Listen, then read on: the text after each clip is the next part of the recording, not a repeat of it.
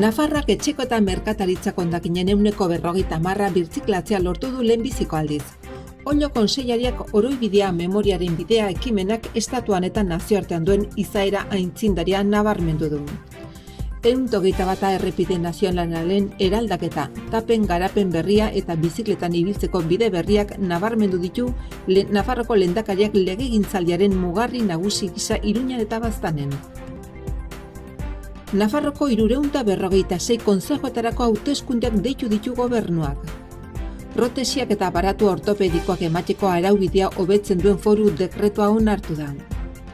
Herritarren 25.000 boto inguruk Dora, Lifarma, Irude eta Reinforce proiektuak aukeratu dituzte zientzia ekaitza 2023 sarien irabazlea. Turismo ibiltaria buruzko foru dekretuaren proiektuaren zirriborroa eta autokarabanismoa Nafarroan duen eraginari buruzko azterlana aurkeztu ditu turismoko zuzendaritzak. San Bartolome gotorlekuak 160 plaza eskaintzen ditu aurrentzako debaldezko jardueretan aste zaintuko oporretarako. Trinitarioseko igogailuaren ondoko parke berriak berdegunen profilarekin eta bide nagusiaren eta bide gorriaren zoladurarekin hartzen du forma. Arizkunko mugarki kiroldegi berria inauguratuko da hortziralean. Inaugurazioen ondotik, ate irekien egunak izanen dituzte apirileko lehenbiziko egunetan.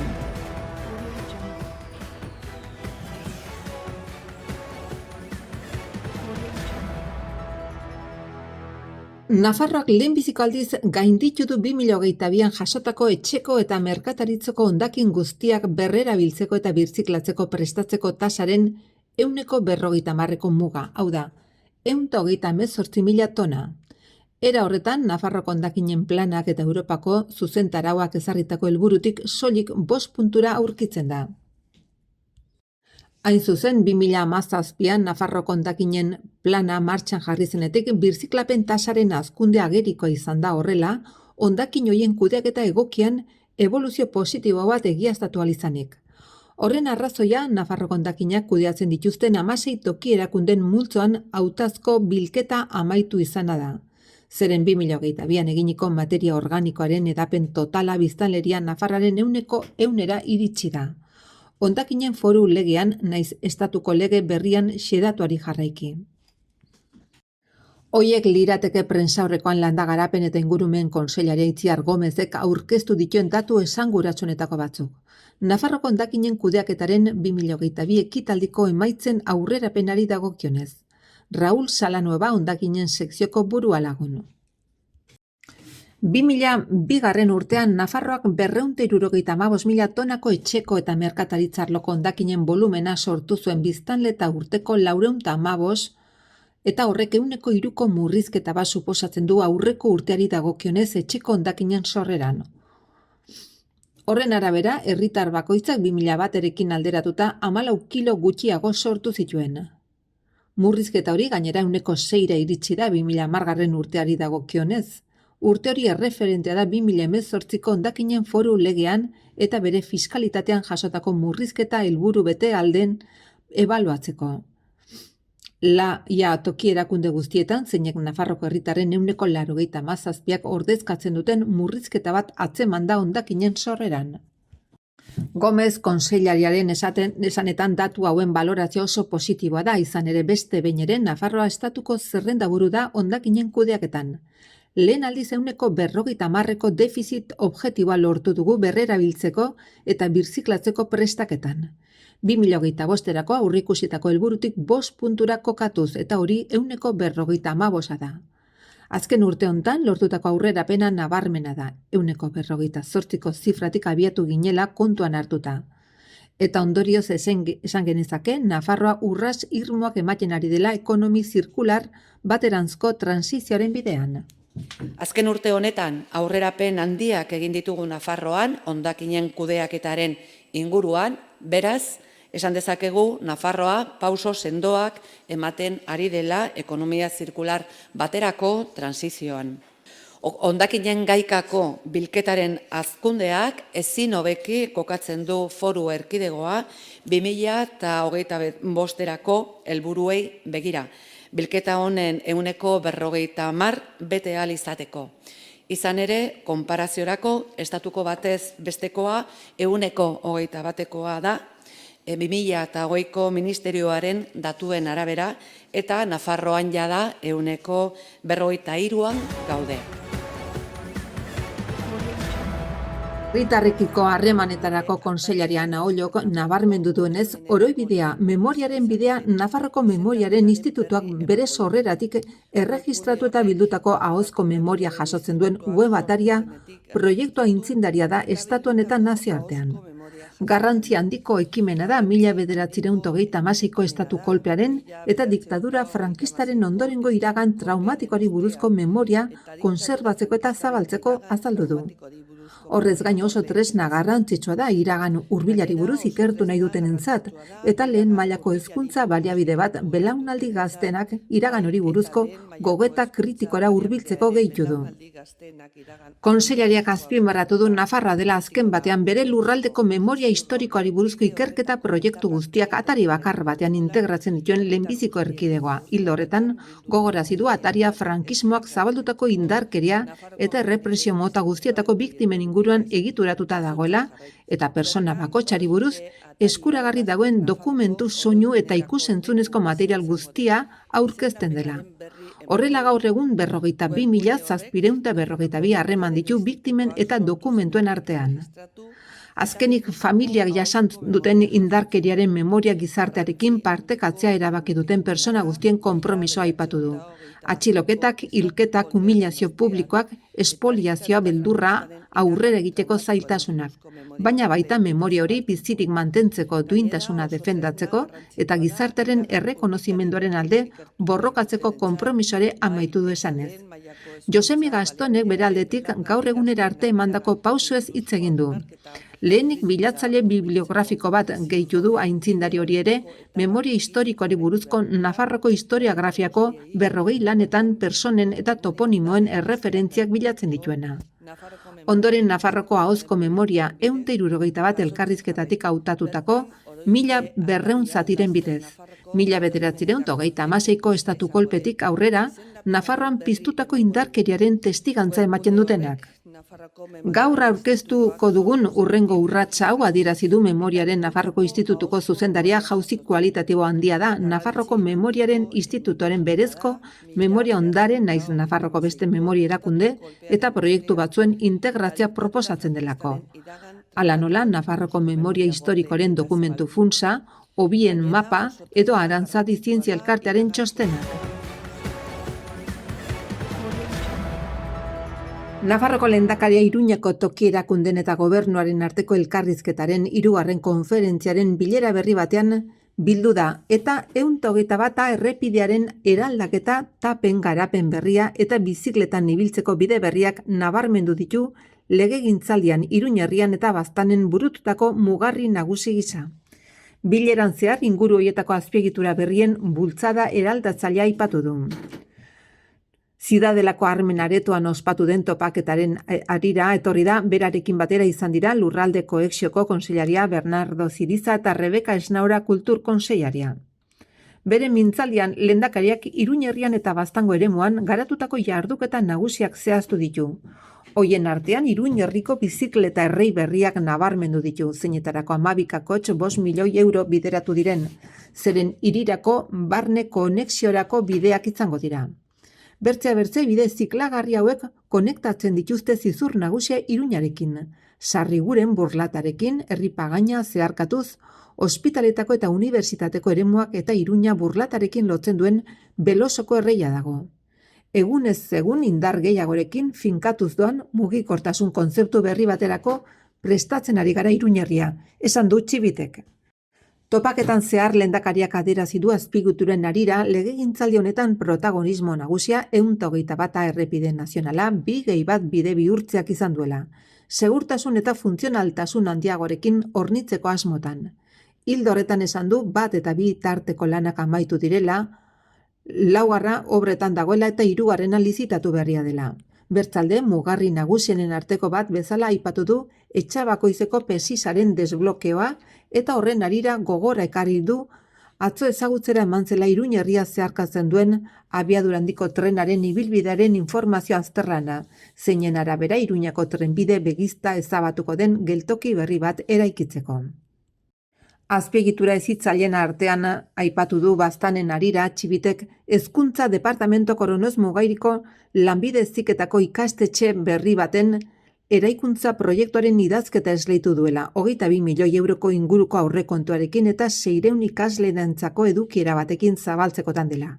15 profesionaltasun ziurtagiriren baliokideak diren 6.000 ordu enplegu prestakuntza eskaintzea ahalbidetzeko.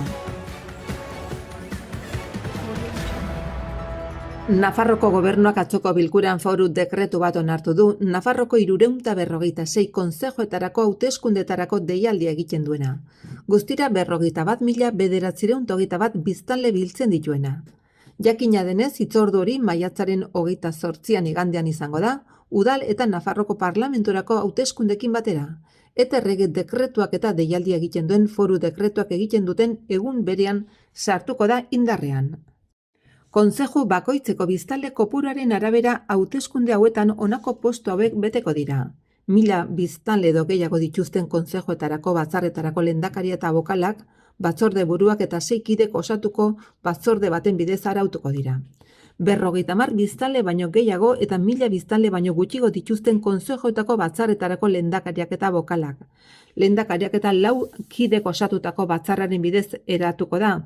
Era berean, kontzeju irekiaren araubidean araututako kontzejuek baldin eta foru administraziori jakinarazi badiote batzar egin nahi dutela, hauteskundeak deitu aurretik beren legezko kide kopuruaren gehiengo osoz hartutako erabakiaren bidez.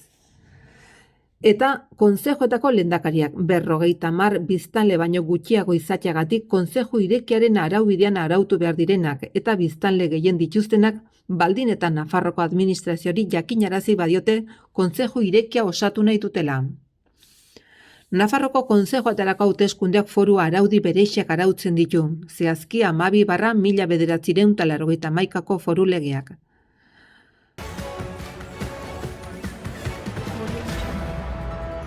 Nafarroko gobernuak atzoko bilkuran kanpoko ortoprotesien prestazio arautzen duen eta laguntza elementu horien kudeak eta arintzeko establezimentu laguntzaileen erregistroa sortzen duen foru dekretua onartu du. Prestazio ortoprotesikotzat hartzen da osasun produktuak erabiltzea gorputz egitura bat osorik edo zati batean ordezteko edo haren funtzio aldatzeko, zuzentzeko edo erraisteko. Gainera prestazio hori osasun bidean Nafarroko osasun zerbitzuak emango du edo laguntza ekonomikoak emango ditu osasun administrazioak ezarritako kasuetan eta arauen arabera. Foru komunitatean urtero 10.000 eskaera baino gehiago izapidetzen dira produktu mota horietarako eta osasun sailak urtean 3 milioi euro inguru inbertitzen ditu horietan, zehazki 2022an 11.049 eskaera erregistratu ziren eta 2.849.484 euro bideratu ziren finantzaketara. Zehazki, osasun bideak ordaintzeko 3 modalitate ezartzen ditu establezimentu laguntzaileri zuzenean ordaintzea, pazientari ordaintzea, gastuak itzultzeko prozedura izapidetu ondoren eta hautatutako hornitzaileri ordaintzea, osasun bideak sinatutako kontratu publiko baten aurretik hornitutako kasutan. Herritarren 24.785 botok Dora, Porlifarma, Irude eta Reinforce proiektuek zientzia ekaitza 2023 sariak eman dizkiete. Sari hoien bidez, dagoeneko abian jarri diren IGIB egitasmoak saritu dira eta Nafarroko gobernuak finantzatzen ditu hainbat deialdiren bidez. Nafarroko lehendakariak ireki du ekitaldia garapen ekonomiko eta enpresarialeko kontseilariarekin eta unibertsitate berrikuntza eta eraldaketa digitaleko kontseilariarekin, Mikel Irujo eta Juan Cruz Zigudo sakarekin urren ez urren. Zientzia ekaitza Aditetx Nafarroko IGB sistemaren Sinai koordinatzaileak sustatutako ekimena da, zientzia eta teknologi gizarteari orokorrean hurbiltzea eta Sinai eragileen eta Nafarroko ehun ekonomikoaren arteko ezagutza transferitzea helburu duena. Sariak banatzeko ekitaldian, Nafarroko presidenteak nabarmendu du zientziak ez duela modu isolatuan funtzionatzen eta hain zuzen ere, foru erkidegoan berrikuntzan aritzen diren eragile guztien lankidetza sustatzea dela zientzia ekaitzaren helburua. Aukera ematen baitu Sinai entitatek sortzen duten ikerketa, garapena eta berrikuntza modu bateratuan aurkezteko gizartearen eta Nafarroko enpresa sarearen aurrean. Azken finean lan hori bihurtu behar baitu gizarte oparotasuna sortuko duten benetako negozio aukera. Txibitek nabarmendu du Sinaiko eragile guztiek egindako lanaren baitan dagoela Nafarroko etorkizunaren zati handi bat, foru erkidegoak aurrera egin ahal izango baitu, emankorragoa, erresilentegoa eta eraginkorragoa izateko eta personen bizitza hobetzeko gaitasuna biderkatzeko. Horregatik adierazi du Nafarroko gobernuak oso argi duela foru erkidegoa lehiakorragoa izango dela, berritzaileagoa izango delako.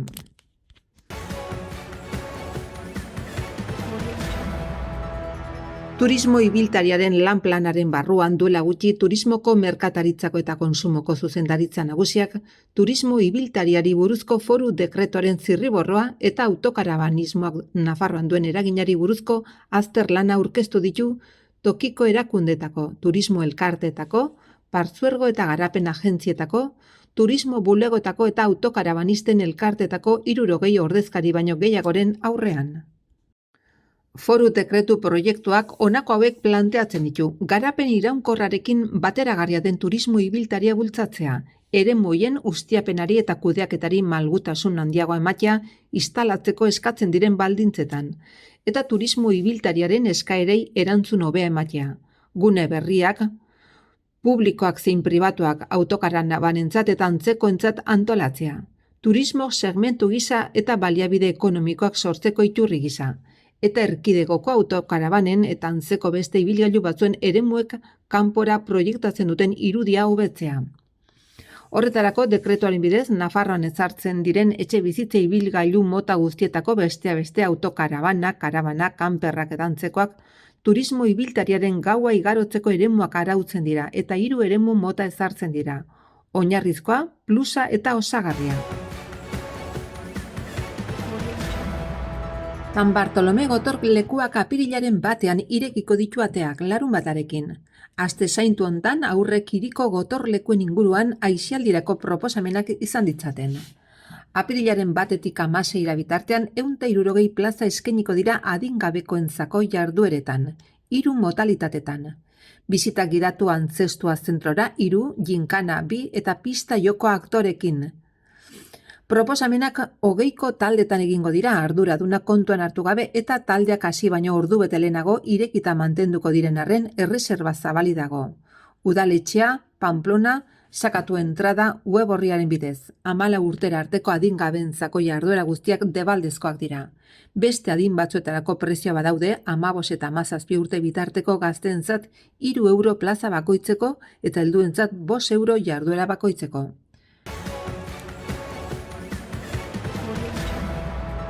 Trinitarioseko etorkizuneko igogailuaren ingurua urbanizatzeak hirian parke berri bat izango denaren fisionomia agerian uzten du. 9.000 metro karratu baina gehiago. Hoietatik erdia udal garabiaren garai bateko depositoaren aparkalekoa da eta berdegune bihurtuko da. Parkeak berdegunen landare lurra profilatuta dauka dagoeneko eta bide nagusiaren zoladuraren eta ura zeharkatuko duen bidegorriaren zati bat ere bai.